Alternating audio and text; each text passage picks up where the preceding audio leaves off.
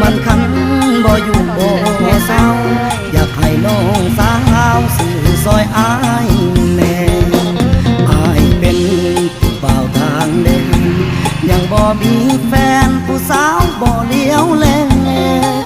หลอกขายนกเขาจนว่าน่าอายแลหลอกขายนกเขาจนว่าน่าอายแลเห็นใจอายแน่